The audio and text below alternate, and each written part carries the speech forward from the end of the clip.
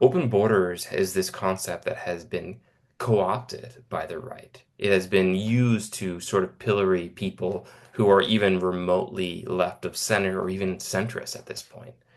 But I think people could take back the term. And what does the term really mean? I think that if you think about it in the most basic sense, it means freedom of movement. That isn't a radical thing. Or, this is going a little bit towards the defense, but people have a right not to be arrested, detained, tortured, and deported just because they went in search of security, family reunification, because they fled, whatever. Like, Right. is that radical? Like, I don't think so. I think it's like fighting for very basic human rights and human dignity.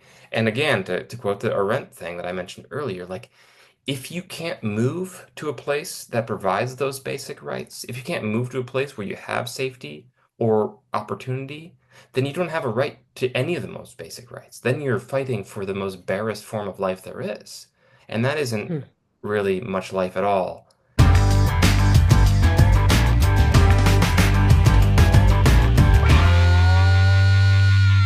Today is November 24th, 2025. I am Jim Budd, the host of Borderland Talk. And today with me, I have a wonderful guest. He's going to be a co host because he's going to kind of interview me and I'm going to kind of interview him. This is John Washington. He is a writer and his focus is mainly on borders and immigration. Let's see, your first book, it says it was The Dispossessed, a story of asylum and the US Mexican border and beyond. But the book that we're going to talk about is your latest, and it's called The Case for Open Borders. And I knew when this came out, I was like, I'm gonna have to read this book. God damn it. But you can see I like highlighted the crap out of it and That's good to see. dog-eared it and all this other stuff. Yeah, I'm one of those people that tears up my books. Me too. Um, the reason why I wanted to do this, John, is like I want to say like maybe a year or two ago, I was on when I was still on X, Twitter. I was saying because the Border Patrol Union likes to say I'm for open borders and this and that, and I'm not. I would say I was never for open borders. I understand the concept of it. I understand the philosophy behind it, but I did not know the nitty gritty on how to explain it, and I could never get past the thought of I have seen some of the things that come across the border and I feel that there needs to be some law enforcement and we need to check people when they come in. And so I was struggling to get past that. And I did read your book.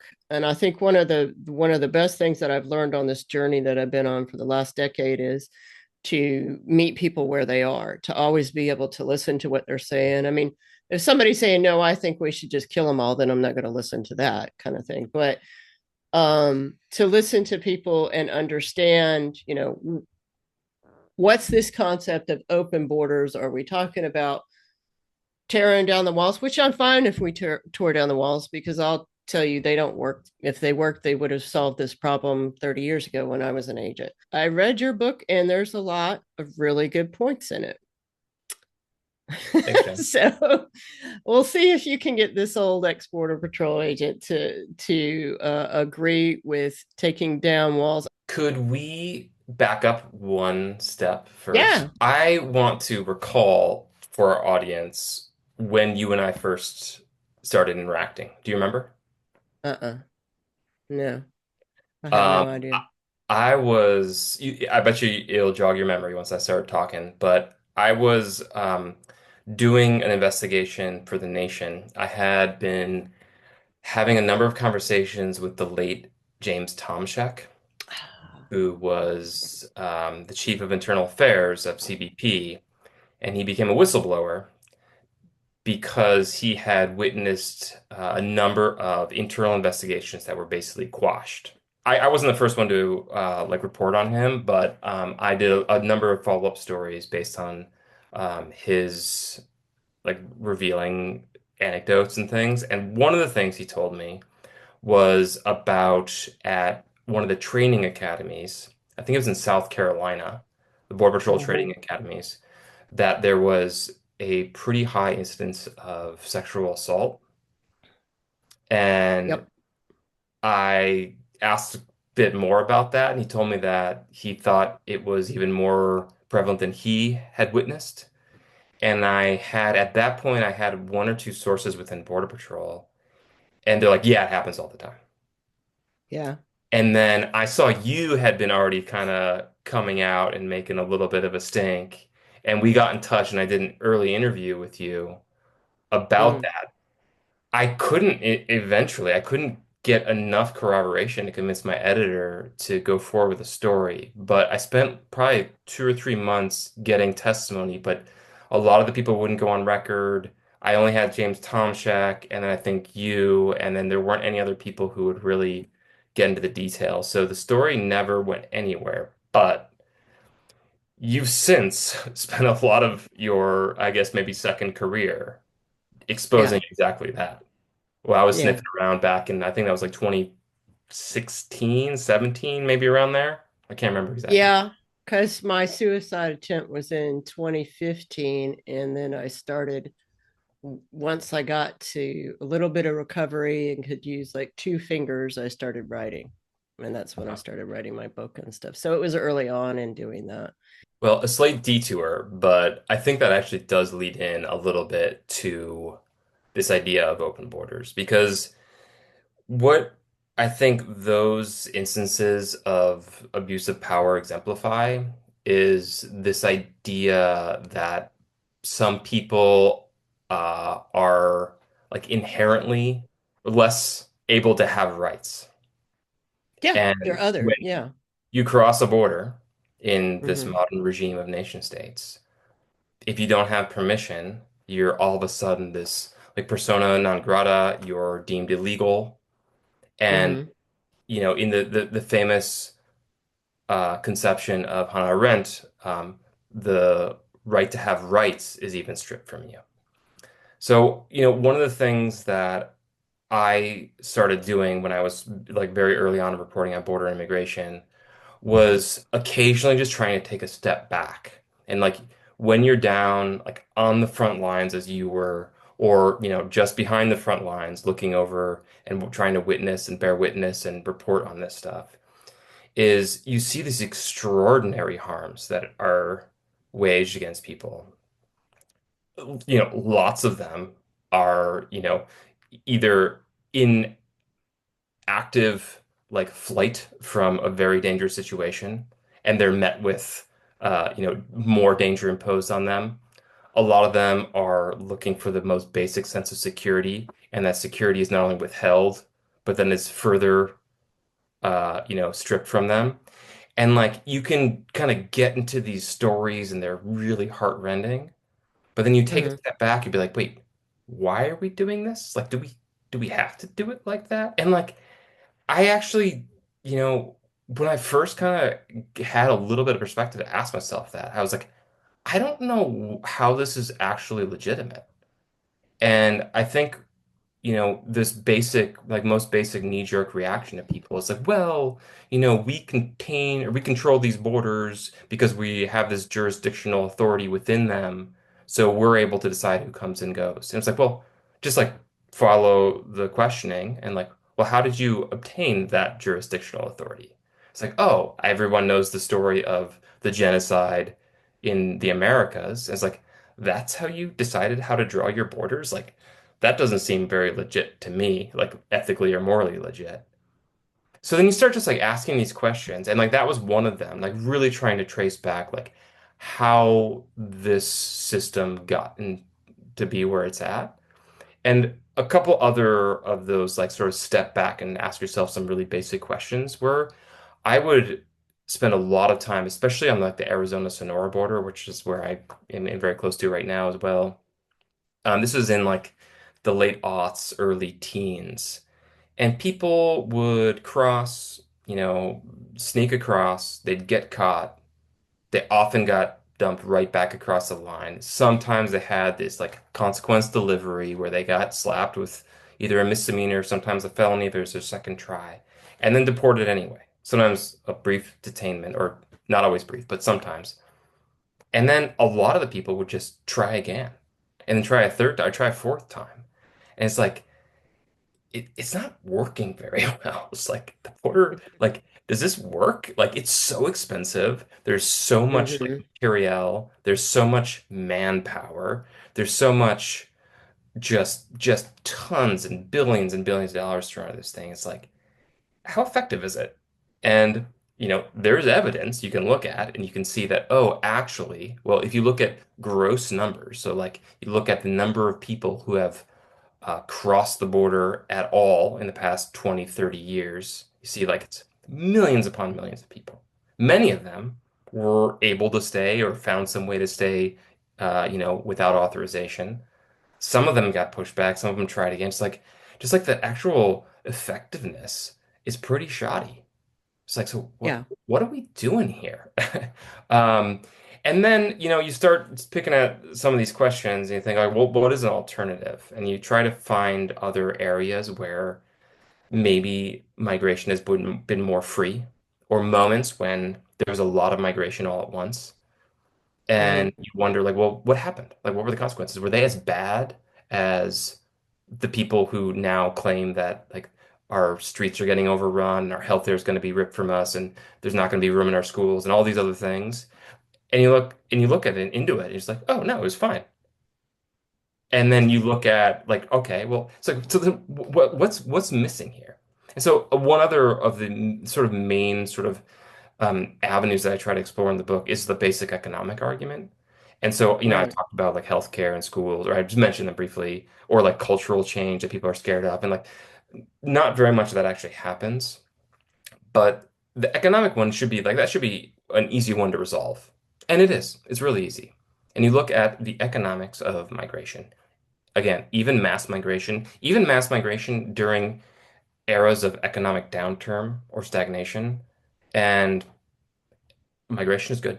And every economist who studies the question seriously, there's like one or two exceptions who a lot of people think are ideologically motivated, and Yeah. they're like across the board internationally. You look at mass migration to different parts of Europe in the 90s, in the early 2000s when the Schengen zone opened up. You look at mass migration in the early 90s to Israel from especially post-Soviet states. You look at mass migration to Miami during the Mariel boat lift in 1980. All of these different examples. And yeah, it was fine. It was, in fact, many times it was like a net positive. The majority of times it's a net positive Yeah, yeah, economically. yeah, absolutely.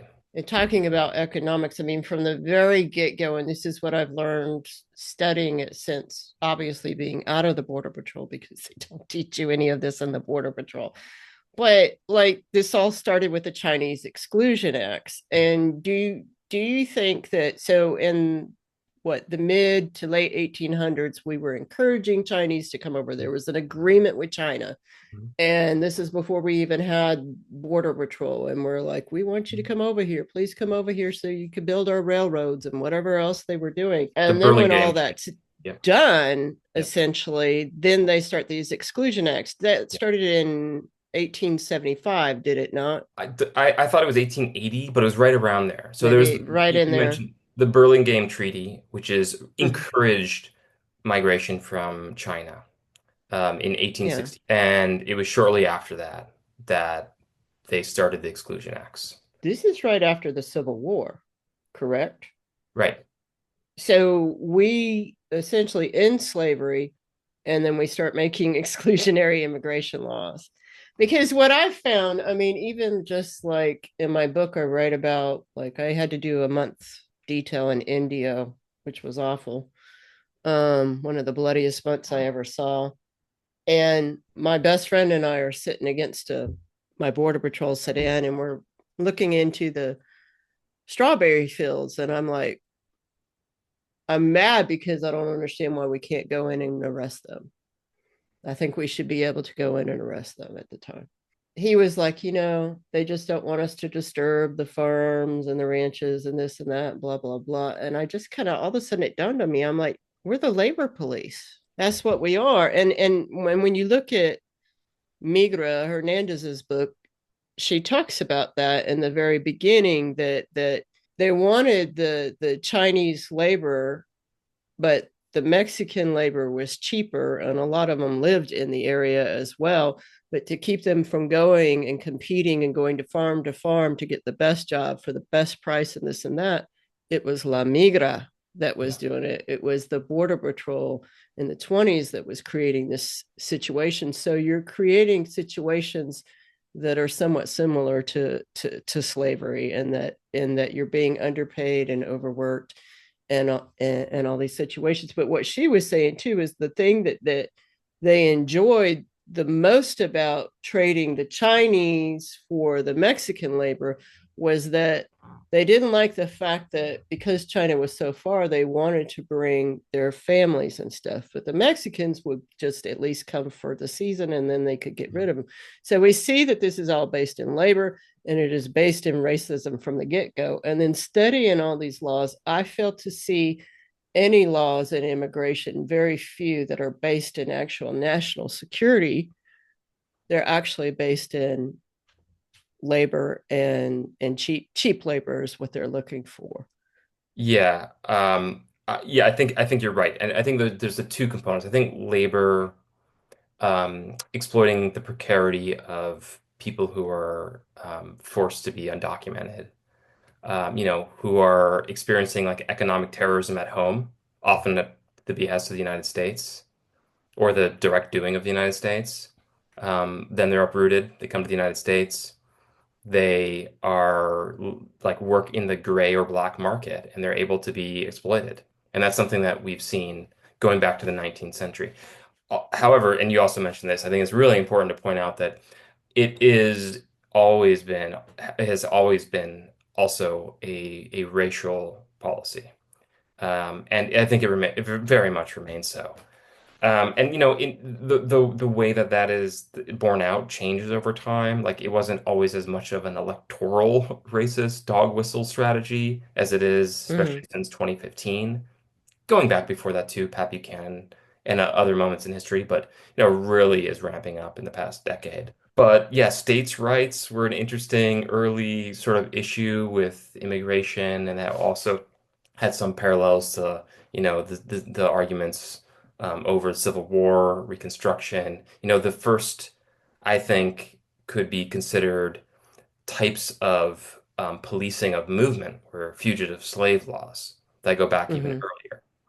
And there's a continuity between all of them, and up until today, for sure. Because I think for most Americans, the argument is economic. They have throw out the usual things. They're coming to take our jobs, and they're lazy trying to get on welfare, which doesn't make sense. That's never made sense. But I was reading, like on page 82, you say that estimates are from most economists that the global gross national product would literally double if we opened our borders. Can you explain Yeah. that? So, the way that especially modern economies work is not a zero-sum game. That jobs beget jobs, money makes money. And, there are a number of different ways that people have studied this. One is by looking at like regional economies where there's a lot of people who might come in at one time. And then you would think that there's the jobs that were available at the moment they first started entering would be completely gobbled up and then there'd be no more. Like that's like a really sort of sophomoric way of understanding modern economics or just the labor workforce. Actually, those people move in, families are not. They need housing, they need food, they need, all the basic services, and that Mm-hmm. spurs the economy, that Mm-hmm. generates more jobs, that puts more tax dollars into the, commonwealth, to the coffers, and all that is job creation. And and then the opposite is true too. I think this is important to point out. When people are removed from a region or a locale, forcibly removed through detention, deportation, or whatever, arrest, then those economies actually suffer. It's not like, oh, that person who was doing that job. Now a local can just go in and fill, a native local can go in and just take that former job. One that usually doesn't happen. And when, especially, there's a lot of such raids or a lot of such arrests, and this happened especially during, there's a couple of pretty key studies that happened about the Mexican Repatriation Act in the 1930s. So this was sort of fomented because obviously the economy was in crisis. This was Hmm. the Great Depression. And the kind of base logic was like, oh, well, unemployment is so high, so let's get all these people who don't have authorization to be here, let's kick them out of the country.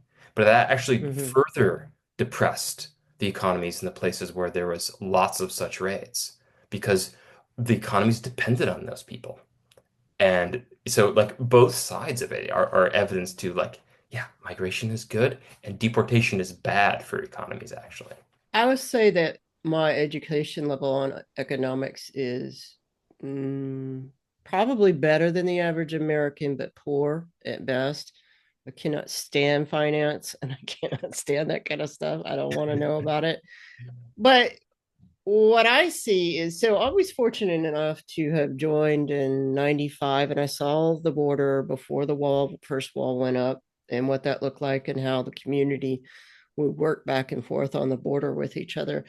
And then watching over the years, because I really love small border towns, like I like Mhm. Tecate and Nogales and Mhm. places like Me too. that, the really small ports of entry and everything. It's just a slower pace and it's not as hectic.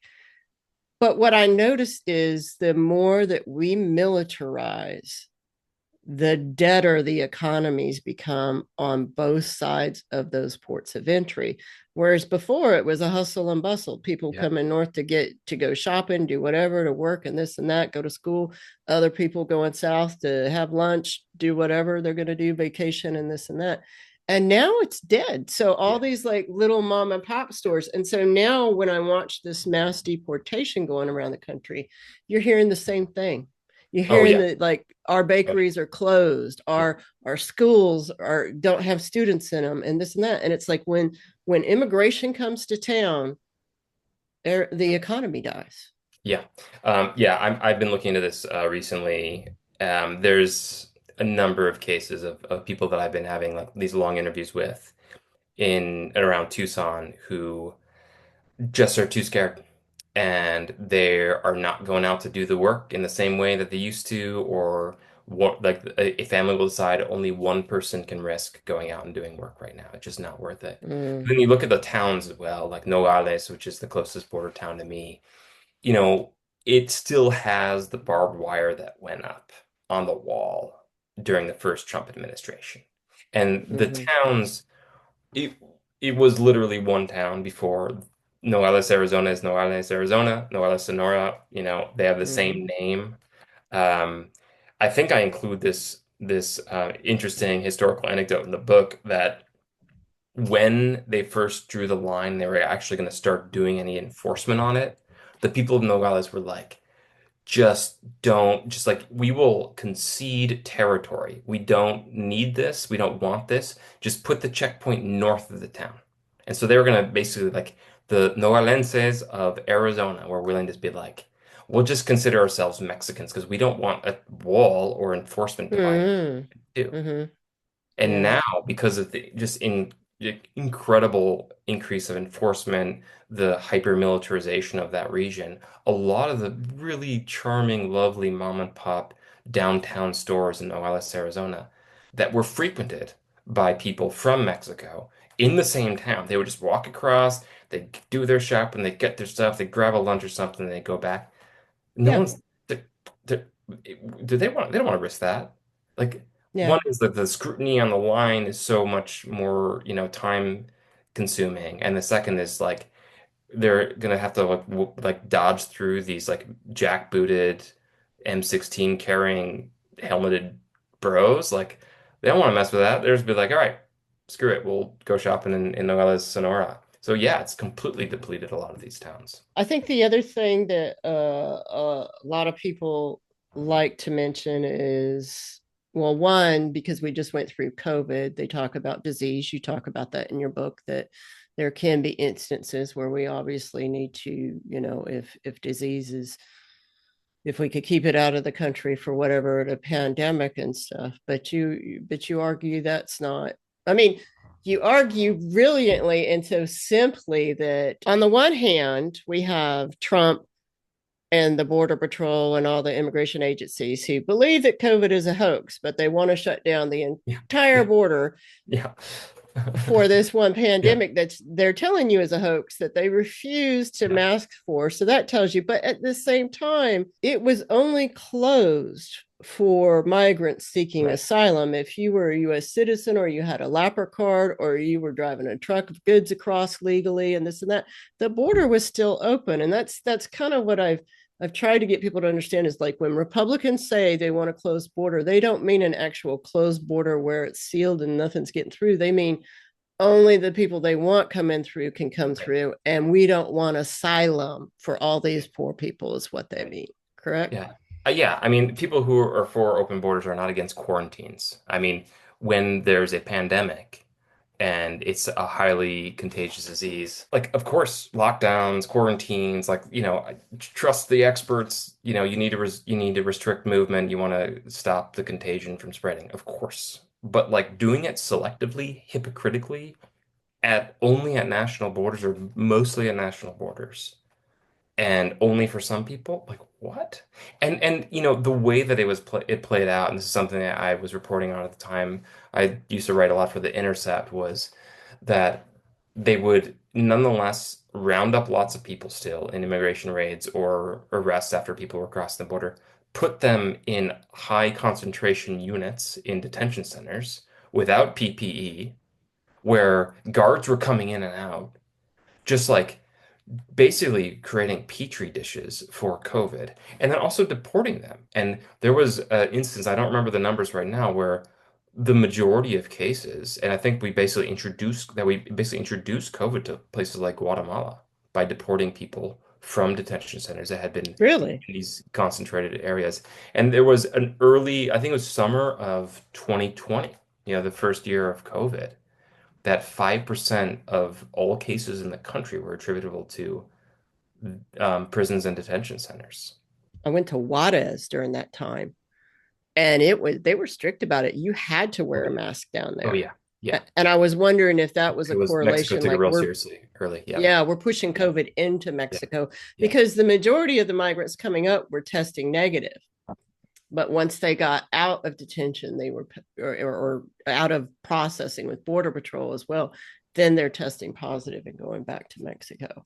There's another strain of argument that we might get to, you might be getting to, but I kind of want to preempt your potential question and ask you a little bit about the moral argument. And this is Mm-hmm. something that is actually where I usually start with, but you were peppering me with some good, like, concrete questions at the beginning. But I want to ask you how you thought, or I almost want to ask how you felt about your activity with the Border Patrol. And like, were there moments when you really kind of like took that step back that I was talking about and really thought through, like, what am I doing here? And like, how did that feel from a moral perspective to you? You have not read my book. Oh, Yeah, there were a lot of times where I realized that in the academy, obviously when I was sexually assaulted and they weren't going to do anything about it. It's part of my hazing. But in as far as the migrants and what we were doing to them, we say in Campo, when I first got there in November of 1995, I had the experience of snowstorms right away and the reports of the dead bodies. I was, as a trainee, typically not going out with the groups to find the dead bodies because you need to be more experienced. But just realizing that that was an immediate part of our job. And then as within a year, the wall came up and the deaths increased. So once the wall got to Campo, which for people listening to this who don't know, or is Campo, my area is the furthest east in the San Diego County. So it's in the mountains, high, dry desert. So in the summertime, it's going to get like above 110. People will die of dehydration. People die of falling off cliffs. There's really big mountains out there. And then also they can freeze to death. Um, and that would get to me because in the beginning we were seeing mostly Mexican men And we're told, they're probably drug smugglers and this and that, even though you didn't see drugs on them. But back then, during that time, we didn't have special crews. So just as a normal agent, you would have to sit with the bodies. And, you wonder about why they have this tattoo and what made them do this. And especially as a young agent, not understanding what I had just joined and the system that I had just joined, you're being told that there's a legal way and they just choose not to do it. They're all criminals. But then when the wall comes up, when San Diego sector down in the city gets a lot more agents, it pushes the migrants, which was the intention, to push them out to the most dangerous area, which is Campo, where we were working. Mm-hmm. And then you start to see the children and the women. And that even started affecting a lot of the guys. So a lot of the guys that I worked with were becoming addicted to certain things, whether it was drugs or alcohol, sometimes sex, going down to the brothels and things like that. And just their lives just got torn apart. They all end up losing their wives because of the trauma that they're doing, not realizing what we're doing is causing them to die. Mm-hmm. And at the same time, we're still being told there's plenty of avenues to do it. They're just choosing not to do it. They just won't enter the legal way. The one thing that got me questioning it, even from the get-go, was my first night. They're telling you these people are drug dealers and they'll kill us and all this other stuff. And the very first apprehension was a mom and dad with like maybe a young teenage son and daughter and a baby. They were all the way up on the I-8 interstate, which means they were at least 6 miles north of the border if you went straight up the road, but they probably went through the mountains. So that's like a whole day hiking. And a grandma and grandpa. You would be surprised at how strong some of these old people are Oh, because yeah. they've been Oh, working yeah. hard their whole lives. Yep. And I'm searching them diligently. Like I'm looking in their ball caps and we call them journeymen back then. I think today they call them TOs, training officers. And he's like, "What are you doing?" Because I just keep searching them, and I'm like, "I'm looking for the drugs. I'm looking for the guns." And he's like, "It's a family." And they don't really tell you that. And then Mm-hmm. also at Campo, because you're hiking and you end up catching groups. There's this one moment in my book where I catch this group. I've been tracking them up these dangerous mountains, and they end up going up to the top of where if they go further north, it is like at least a good 450-foot drop down into the canyon. And it's like midnight. And I'm begging them not to go because somebody's going to fall and get hurt and this and that.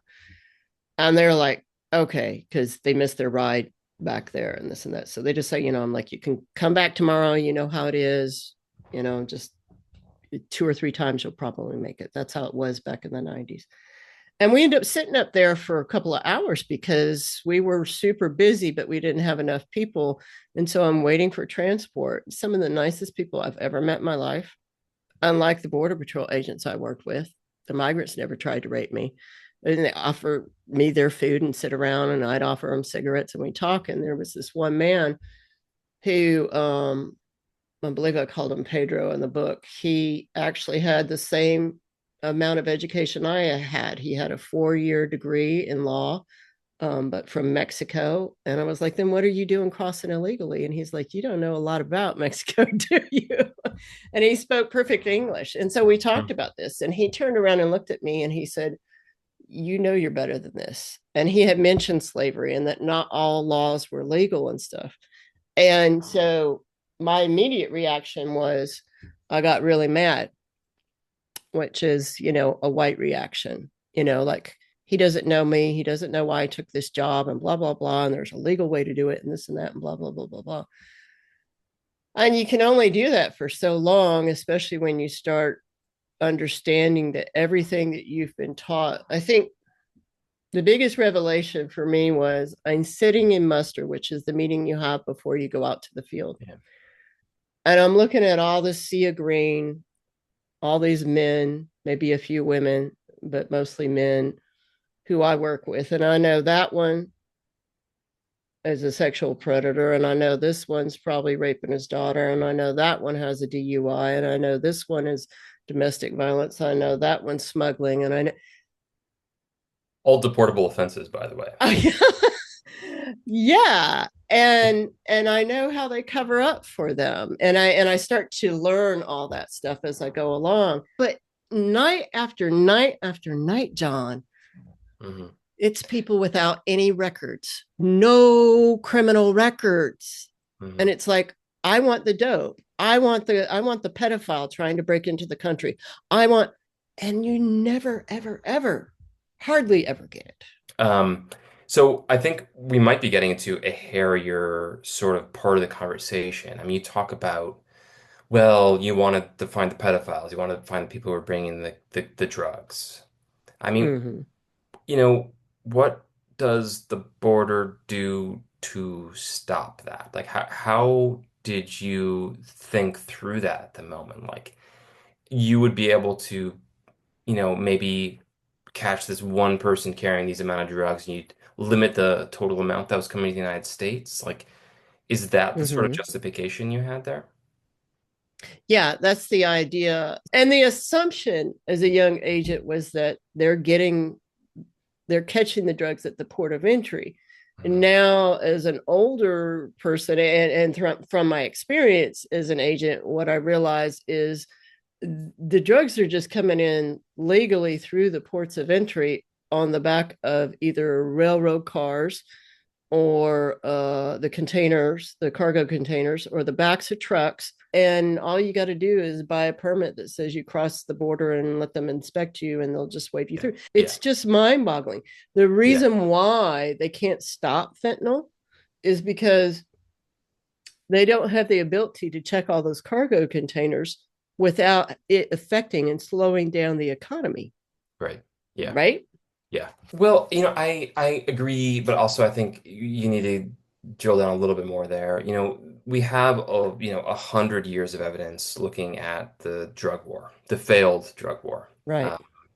And every official policy that has been attempted hasn't succeeded to date in stopping the drug war. In fact, a few years ago, we probably hit the nadir of, I mean, 120 some thousand Americans dying of opioid overdoses. I guess mostly opioid overdoses.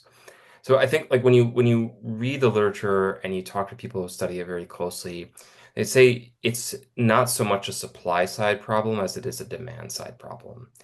And you have to look at the real root of the problems. Like, why are people desperate for these really hard drugs right now? And a lot of it has to do with untreated mental health issues, lack of Mm-hmm. education, lack of employment, cultural anomie, like all sorts of these, like really hard to grapple with issues that would be expensive to fix, that would require like really concerted policy moves. And yet, what we do is we try this easy and yet continuously failing idea of, well, if we can just stop it all. And the problem now is, though fentanyl or opioid deaths have gone down in the last couple of years, and there's some pretty cynical and I think maybe also partly accurate explanations for why. But the problem now is with synthetic drugs is like there Mm. always is going to be a way for people to get things through and Yep. or cook them up at home, and like trying to completely seal off a 2,000-mile border to illicit drugs that you can fit enough for the consumption of like an entire city probably in a single car, like it just, you're not going to be able to do it. And so that, I think that effort too has been like justifying for a long time further buildup, further militarization along the border without really just trying to just think through it a little bit more and be like, it's obviously a problem. I don't deny that at all. Like I witness it as a reporter very closely often. Like there are Mm-hmm. very serious problems with drug addiction in this country, but stopping it isn't gonna happen at the border, unfortunately. If it were, we would have done so We already. would have done so Yeah. by now. Yeah. Yeah, I mean, and I think when we go further into the national security realm, you get into this. We didn't have it back when I was an agent, but this concept of, well, now we're fighting terrorism. and we're stopping terrorists. And they have never caught a single terrorist on the southern border that they have at least adjudicated. They will say that they have because they have created a terrorist watch The list, terror, which is which just yeah. equivalent of the no-fly list. It's like, do you have John Washington's phone number in your pocket? Oh, now John Washington is a terrorist. And I could tell when I look at from the Obama years to going into Trump, especially the last 4 or 5 years of Obama, that the number of apprehensions per agent was incredibly low. And it Mhm. was only once Trump came in and started MPP and started metering, so that limits who can cross even further. Then we saw an uptick of people crossing illegally. And so, what the Border Patrol and CBP and ICE and everybody learned is that the more you meter and limit who can come across legally and present themselves legally for asylum and be processed there at a port of entry, the more they will cross illegally. So Yeah. then this pandemic to shut the whole asylum system down, and you create this concept of, oh, it's an invasion. No, it's not an invasion. You're refusing to process Yeah. people. Yeah. That's what happened. Yeah. And there's another consequence of that, which I know you've thought through, but is I think is important to point out is the rise of human smuggling outfits. So, and this is something that some really interesting scholarship has looked at as well. And you look at like when they're put more strict border enforcement at a certain place and the rise of smuggling operations. So Mm-hmm. it makes so much sense, and yet we always, or like the national discourse always gets it completely backwards and says that if you want to crack down on the smugglers and these really horrible organizations that are profiting off of the desperation of migrants, you need to further crack down. It's like, but there didn't need to be those smuggling operations even going back to the 1990s and early 2000s, when I was first doing a lot of reporting, people in from Sonora, from Chihuahua, were crossing into like Texas and Arizona, so a little bit New Mexico by themselves. They didn't need to pay a smuggler because Mm-hmm. there weren't as many smugglers because there There were wasn't so much. family-owned operations. That when I Yeah, was an agent, totally. there was cartel was only involved in narcotics or Yep, very high-level human yep, smuggling, rich yep. people. But yeah, a Mexican could. I tell the story all the time. In the '90s, a Mexican could come across in Campo, and they pay about $700. Yeah, right. It Now, wasn't until we brought deterrence that then we made it more expensive. So, like a Chinese person back then was $10,000. Now, I don't know, it's got to be like over 75,000 now, yeah. I would think. So, we've made it profitable. And so, when we sit, you're right, when we sit there and say, when the Border Patrol Union sits there and says, these cartels, they're preying on these people, and it's like you've created a system for them to do that, though. And you could absolutely undercut their bottom line immediately if, Mm-hmm. say, you open the borders. And then they wouldn't Mm-hmm. have anything to charge because people could just go up to the ports of entry and be like, I'm here, I'm going to cross. And you let them in, you register them, let them in, and the coyote's left holding the bag and they have nothing to I charge say them. that often because people are like, well, how do we stop people from crossing illegally? And I'm like, give them legal avenues. Yeah. Yeah. That's Totally. it. And so I think also my concept, most people's concept of open borders is like, Mm. Yeah, let's get into that. nobody's there. So, and that's not what you're saying, though. No. No, I mean, I think there's a couple of reasons why it wouldn't just be tear down the walls, eliminate the ports of entry, and just Turn out people the lights and go away. move like, I don't know, like prehistorical times, they just like wandering one place or the other. Like, no one's suggesting that, or no one I've spoken to is suggesting that. It's like you actually benefit, everyone benefits from people registering in the new locale where they're living. So when Mm-hmm. you open up the borders, you have people cross in an orderly, safe fashion through ports of entry.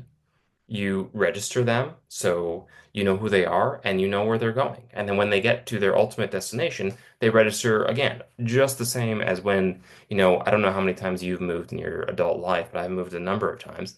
And it's a pain in the ass. You have to go to the DMV, you have to register to vote, sign up for all these different tax schemes and whatever. Same thing. But if you allow people to do it and you don't keep them, under the table or on black market, then they're going to be able to pay into the system. Then they're going to be able to register and you'll know where they are rather than having people you don't even know because they're scared to register at all in your society. So it's just like a much more orderly way of doing things rather than incentivizing people trying to do it clandestinely, trying to sneak across, trying to necessarily stay under the radar wherever they are for the rest of their lives. Like that is creating literally a caste system where there's different people who have different amounts of rights, who have different degrees of, citizenship or non-status. When you don't let them in and yet they're there and you know that they're there and you just like live like that, haven't we progressed beyond that? You would think, Mm, but we haven't. Sort of leads me into, one of the I was sort of asking about your moral sort of when you would have these moral conundrums or impasses. And I think one of the ways that I like to conceptualize open borders is that I think over the past, let's call it a century or so, I think as a society generally, we have taken pretty great strides in trying to eliminate discrimination based on sex, race, gender, sexuality. We have a long way to go. mm, But on the books, I think we're going the right direction. But right. one of the things that has been left off of the table pretty much that whole time is another characteristic about yourself, just like all those other ones, just like the color of your skin, the sexuality you have, or what, a biology you were born into, is where you were born. You can't do anything Hmm. with that. That is an immutable characteristic. You're born there and you can't change that. And yet, just for that, if you are born somewhere other than in the United States and you try to enter the United States, for that very reason, you can be detained, tortured, excommunicated. You can be ripped from your family. Like all of these, like how does that make sense in like a, 21st century society?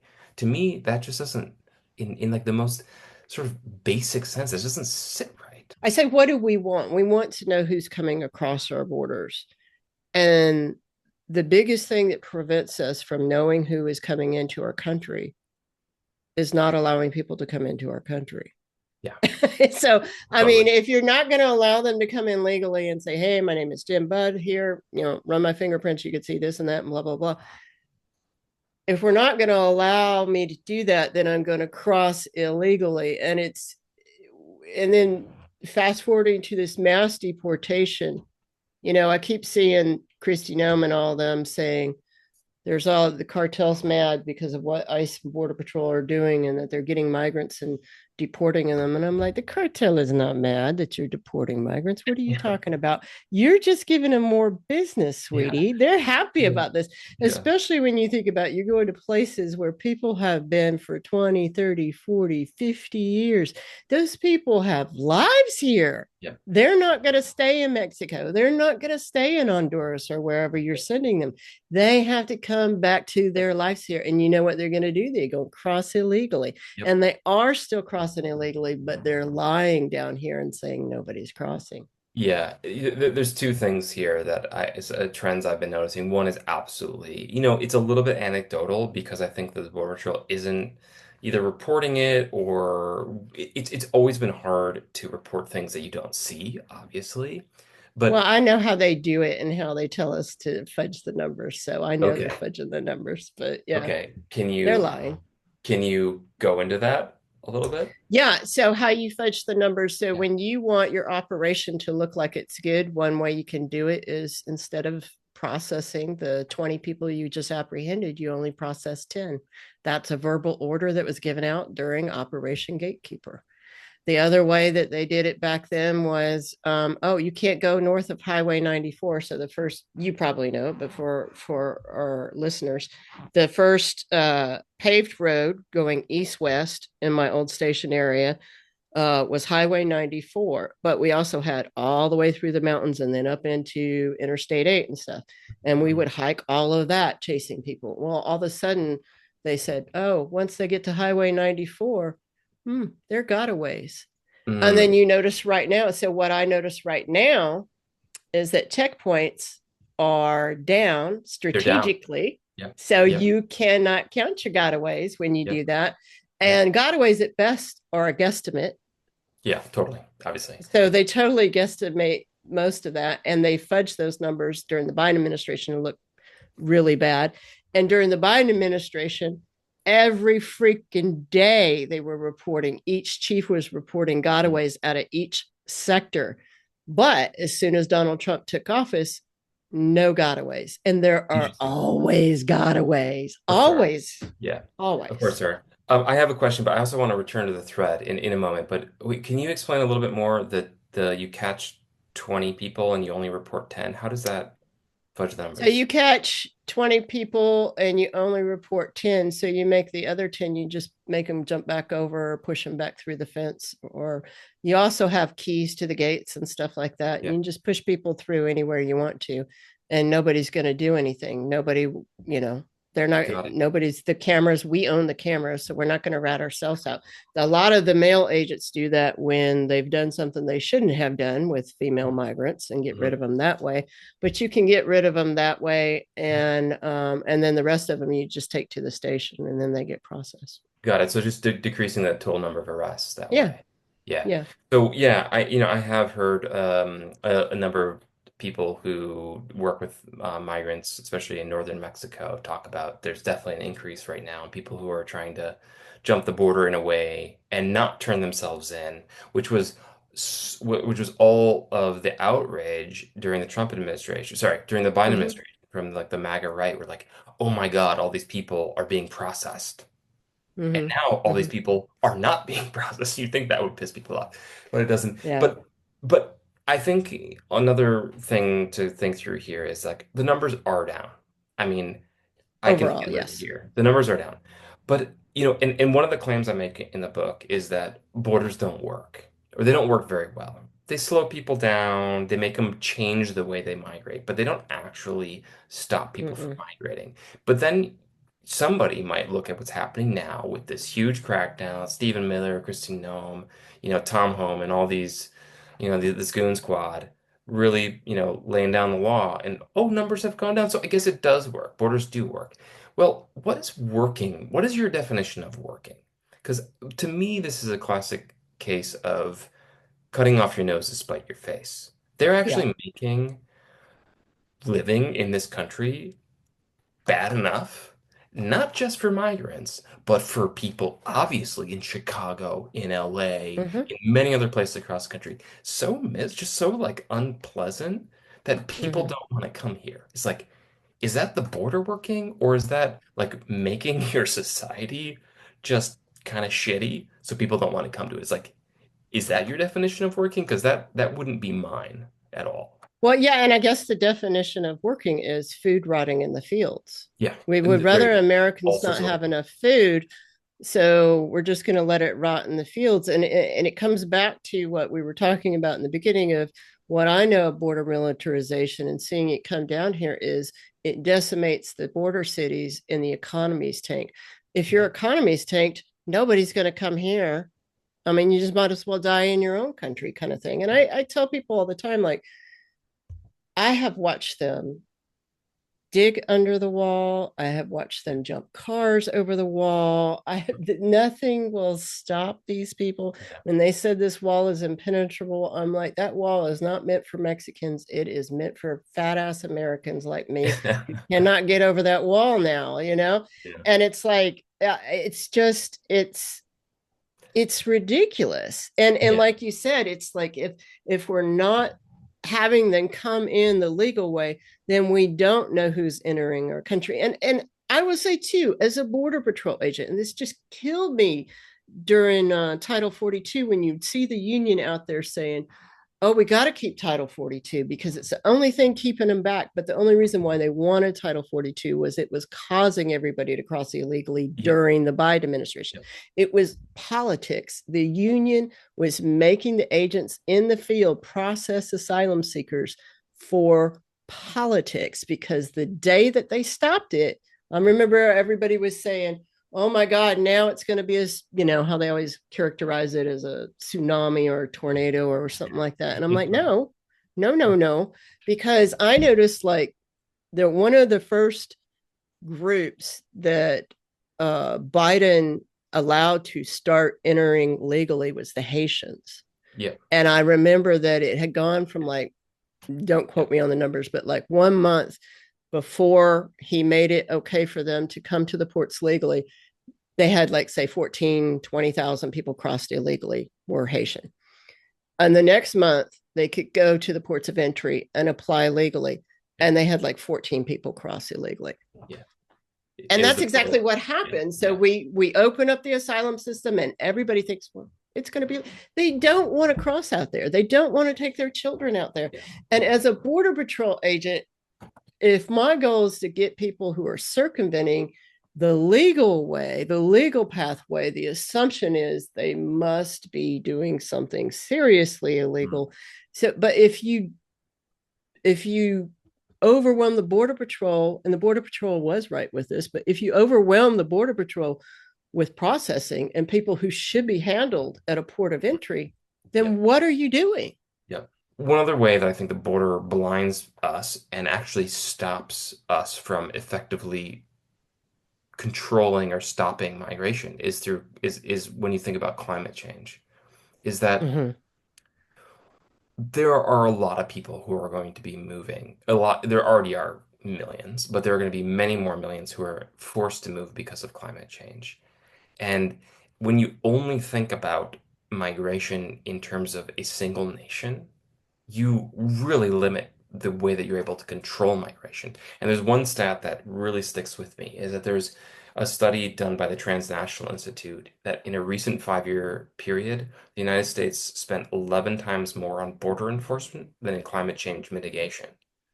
So if your ultimate goal is to stop people from coming to the United States, which obviously that's not my goal, but if your ultimate goal is, I don't want to be giving away strategy here, but you should really think hard about climate change. But they Yeah. can't, they can't think through that. It's just the border. Like it's just like these medieval Yeah. remedies to these 21st century problems. And I think too, when I think about climate change and I look at it from a national security standpoint, I see how easy it is to use migration from climate change to destabilize other countries. And so if then you have open borders, then what is to destabilize? If Mhm. you're not Mhm. afraid of migration and you understand, I mean, it just obviously this is going to keep happening, and the answer can't be to just keep sending them out to the desert. We've already killed what, probably 80,000 people out there Yeah.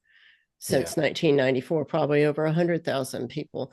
My the One of the questions I have for you then is, do you think that there should be no border patrol in between the borders? I mean, I understand you're saying no, we would have a ports of entry and Mhm. people could come and, then we could register them and this and that. Do you think that there should be no law enforcement in between the ports of entry? That's a good question. I think about it in the same way I think about like the prison industrial complex abolition. So abolishing either police or abolishing prisons themselves. And I think that the absolute preponderance of evidence is that Border Patrol causes more harm than Mm-hmm. stops harm. Mm. So no matter what, like no matter what society you're in, no matter what group of people you look at, there are going to be people who cause harm. Like you Yeah. can't stop that. That is human nature. That is maybe nature itself. And I think that trying to over police those harms exacerbates the harms and doesn't really provide justice either. I Mm-hmm. think when you really think about it, like you even consider that, and to take a really egregious example, I'm going to try to answer your question in concrete few words in a moment, but to take a really scary example, like the pedophile that you wanted to catch crossing. Like, Uh, I mean, pedophilia is a incredibly horrible thing that happens to young people, and God, I wish we could stop it. Do I think that, okay, we have 20 some thousand or 18,000 Border Patrol agents right now. If we had 60,000, 100,000 Border Patrol agents, could we stop all the pedophiles from coming into the country? No. Could we stop a couple no. more? Maybe. But then what would happen to those pedophiles? Would we put them in detention centers? Would then we deport them back to their home country? Were they what would they be cured, or would they be preying upon children in their home country? Like, is that solving the problem actually? I don't think it is. I think too, with where we are with our government and seeing the way the Trump administration and even any administration, quite frankly, the Tate brothers situation. I mean, it just depends on how wealthy you are and how Yeah. you're connected on Yeah. whether or not you're a good pedophile or a bad pedophile, kind of thing. And when I look at, I don't know if you've seen a lot of my work, but it's like the Tucson sector is the rapey sector. Oh, Yeah. there's so many agents in Tucson that are raping. I mean, the chaplain of the Tucson sector was a pedophile. They knew he was a pedophile when they hired him.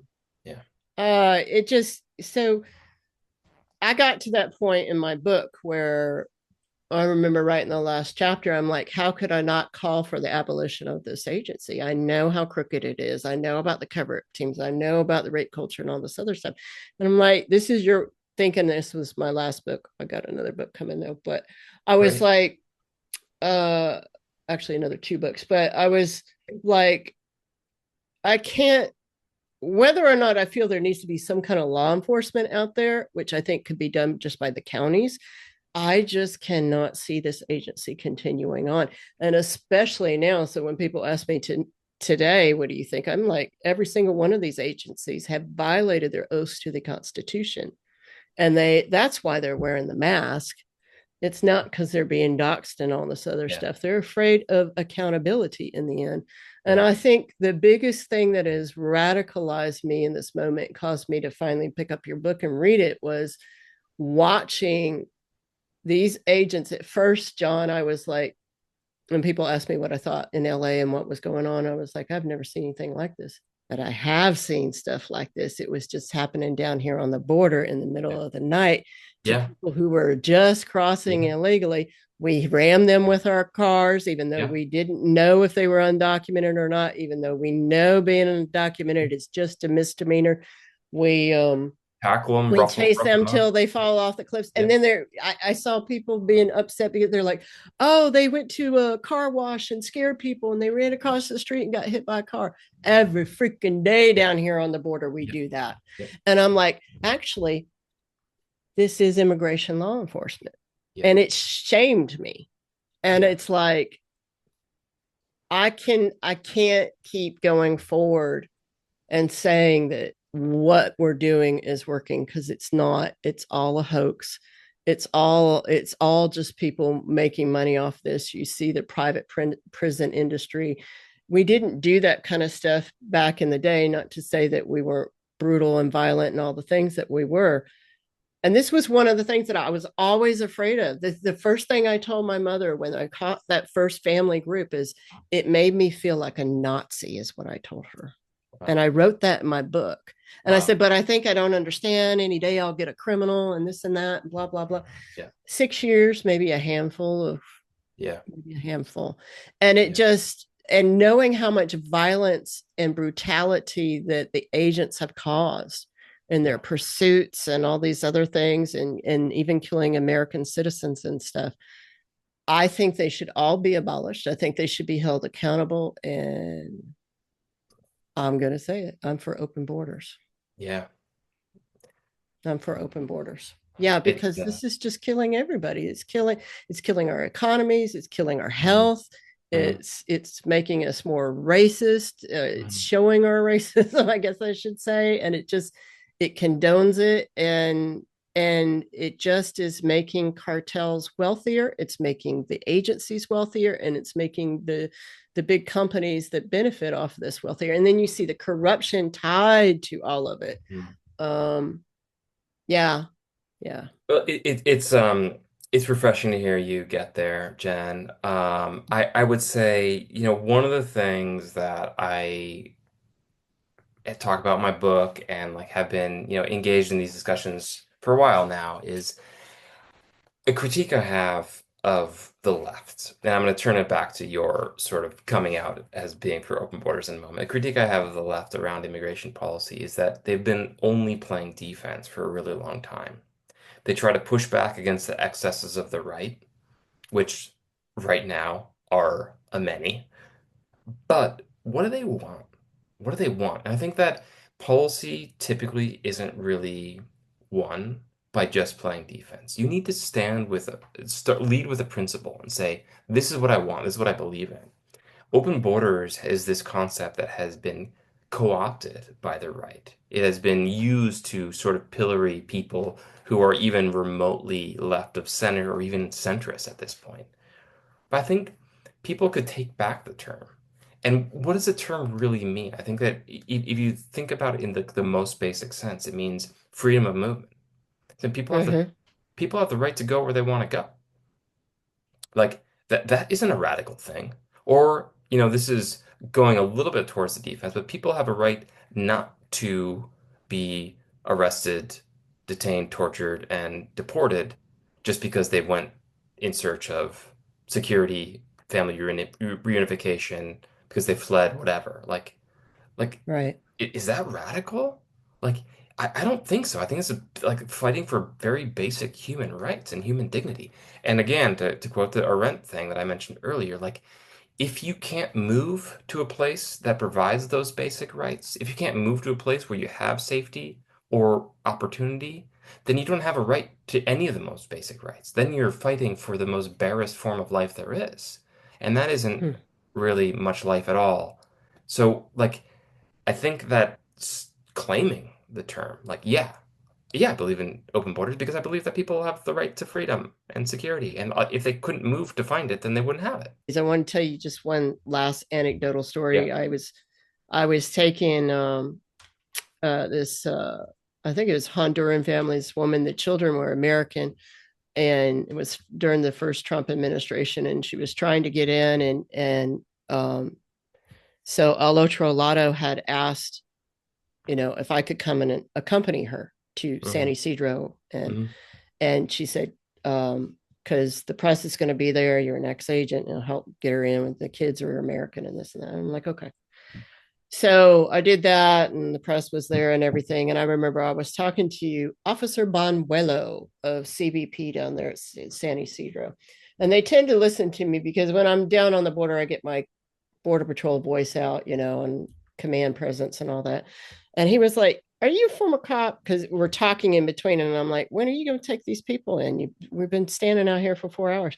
And I told him I was Border Patrol. He's like, "Man, what are you doing?" And I'm like, "What do you mean, what am I doing?"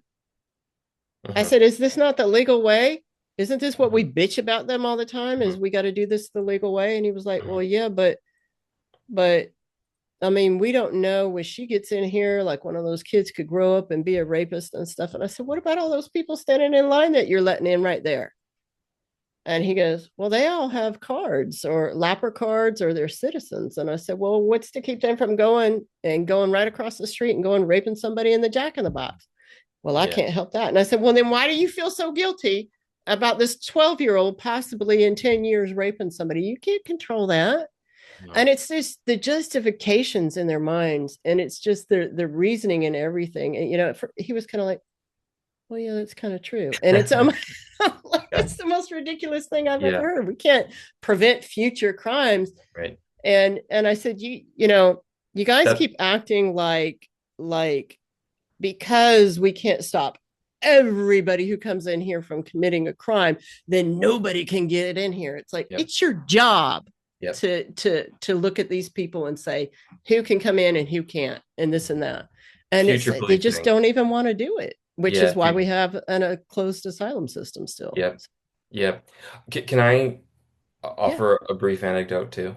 I know we've been sure. going for a while, but there's something that you just kind of it just shook into my head. This is about a year ago. I was out doing some reporting right along the borderline. And it was, I think, February of last year, and it was really cold for Arizona. It had been like raining, almost like sleeting, and Mm. there's a group of Humane Borders activists who were going out and giving blankets and bringing hot coffee and stuff to people who were crossing through a gap in the wall. It's pretty remote. It's like 20 miles off of like pretty rough roads from like the nearest paved. It was out by Sasabe. Sasabe. Oh, And Sasabe, yeah. yeah, and we saw this young family, and the woman who was driving the car, like veteran activist, she's been out there doing it a lot. She's like, "Oh my God, these little kids! Like, we gotta stop." And we stopped, and it had been raining, but it had just paused, and she was like, like I think we can give them at least a ride to the camp because they had set up this like makeshift camp about a mile away, which that's a Hmm. long ass walk up and down these like windy, like steep hills. So we'll give them a Yeah. ride just to the camp, and we should be fine doing that. And there was, I think, 7 or 8 of them, and there's already 3 other people in this SUV, so there's not very much room to pack in. And one of the kids, there's a few, I think there's 3 brothers.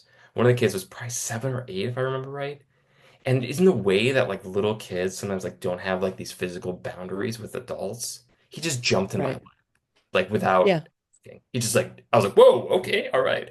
And like, the way you do when there's a kid who's cold when he's Hmm. in your lap, I just like, try to warm him up a little bit, Hmm. do this. And I immediately started getting cold myself because he was soaking wet. Like he was Yeah. like, I was like, my the whole body was getting wet. And this kid was like partially shivering. And we drove and dropped him at this camp where there's like a couple stoves and some tarps and still really tough conditions, but at least they get some warm like beverage and like hide under the rain for a minute. And then we like hung out with him. I did my interviews, whatever, feeling like an extractive asshole, frankly. Yeah. And then we're like, all right, we gotta go. And the mom, who was the mom of these kids, was like, can you give us a ride? And we're like, Oh, no, nope. nope. Just to this shitty little camp. And she's like, wait, what? Like, I thought you gave us, the language, it was a pretty big language barrier, so we didn't completely understand each other, but she seemed like flabbergasted. She's like, wait, what? You're gonna leave us here? She's like, how many, like, she was able to ask how much further she had to go. We're like, oh, it's like 14 more miles. So what? We would have been criminalized, potentially, Yeah. if we had transported them. I Yeah. actually think we should be criminalized for not transporting I agree. that kid. Like, what happened to him? Like, I don't know. I have no idea. Yeah. Like a little kid, freezing cold, soaked to the bone. You leave him out there in the cold, potentially spending a night out there? Like, are you kidding me? This is the system that we've created where I would be in trouble for helping that child? I think it's all backwards. I think I went out there probably Oh, after you did because it was still cold, but it wasn't raining and it was during the day, and I was with Green Valley Samaritans, and it was a big deal. They had already talked to Tucson sector headquarters and said, we're going to keep taking people to that yeah. camp, and there's threats back and forth about whether they would do it. So they asked me to come out there, and so yeah, I took people in a truck and I drove them to the camp, Yeah. and then afterwards when I was done, I text the chief or I tweeted at the chief and told him what I did, and I said you can come and arrest me. I'll be in town for a few more days. Huh. He never did. Yeah. Yeah. So I mean, the way I see it too is, I mean, even it's harder to get down to the border now because they have the military down there, and they're preventing everybody from seeing if anybody is crossing and stuff. But I mean, I've always felt that I would take that risk because, and I feel I could defend myself in court. I've seen too many of those bodies, and I know how quickly they can die. Yeah. Yeah.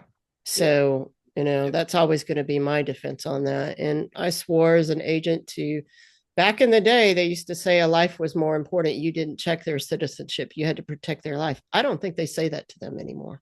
I want to thank you for writing this book and educating me and helping me really be able to make those arguments. And then also just, seeing what they've done with this idea of national security and what they have to do and all the lies that they're putting out with this mass deportation. It's just absolutely radicalized me that this just we can't keep doing this. Yeah. I mean, if we get out of, I tell people, if we get out of this mass deportation and these agencies are still existing and working the way they are, then we failed. We failed because Yeah. there's no manager in the Border Patrol that has not done a cover up, who has not covered up all the bodies that are out there, who's not covered up all the crimes that their agents are doing, and has not told bullshit propaganda lies to get people to think that the border is out of control. The only thing that's out of control is the border industrial complex. That's what's out of control. So, Amen.